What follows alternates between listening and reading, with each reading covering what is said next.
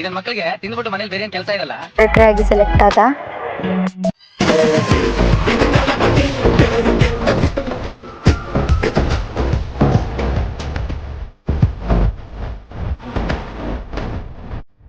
ಇನ್ನಂತೆ ಬಿಟ್ಟು ಎಲ್ಲ ಒಬ್ಳೆ ಇದ್ದೋಳ. ಒಬ್ಳೆ ಬರೀ ಡೌಗಳು.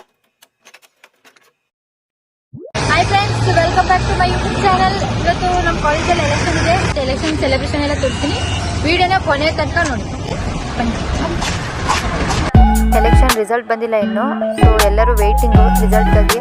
ಹೊರಗಡೆ ಗೇಟ್ ಹತ್ರ ನಿಂತ್ಕೊಂಡು ಕಾಂಪೌಂಡ್ ಕಾಯ್ಕೊಂಡು ನಿಂತಿದ್ದೀವಿ.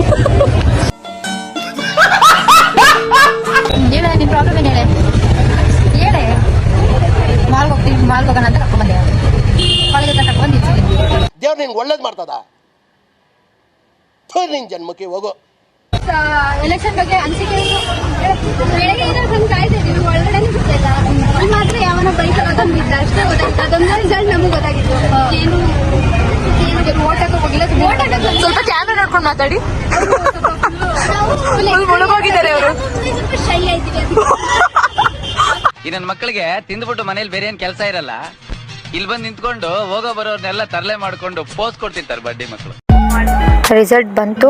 ನಮ್ಮ ಕ್ಲಾಸನ್ನು ಸೆಕ್ರೆಟರಿ ಆಗಿ ಸೆಲೆಕ್ಟ್ ಆದ.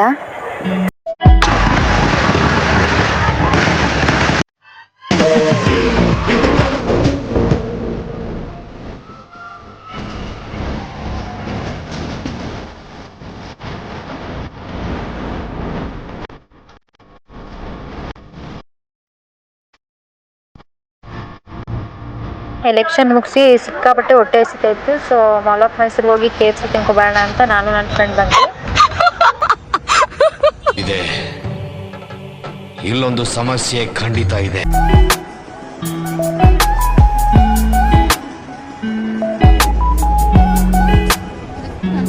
ನಾವು KFC ತಿನ್ನಕ್ಕೆ ಮಾಲ್ ಆಫ್ ಮೈಸೂರು ಬಂದಿದ್ವಿ. ನಾವಿವಾಗ chicken burger, chicken popcorn, fries ಮತ್ತೆ ಪೆಪ್ಸಿ ಆರ್ಡರ್ ಮಾಡಿದ್ವಿ. ನಾನು ತಿನ್ನಕ್ಕೆ ಬಟ್ ಎಲ್ಲ ಒಬ್ಳೆ ಇದ್ದೋಳೆ.